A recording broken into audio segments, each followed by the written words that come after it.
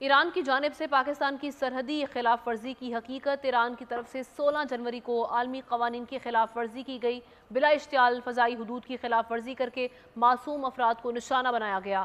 حملہ چھپانے کے لیے جیش العدل کی جھوٹی سٹیٹمنٹس کا سہارا لیا گیا۔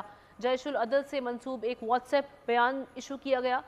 IRGC نے حملے کا جواز پیدا کرنے کے لیے بیانیہ بنایا۔ حملہ واقعی جیش العدل کے کیمپ پر ہوا ہے۔ سلمان آوان نمائندہ خصوصی ہمارے ساتھ موجود ہیں، ان سے اسٹوری سے متعلق جانتے ہیں۔ جی سلمان۔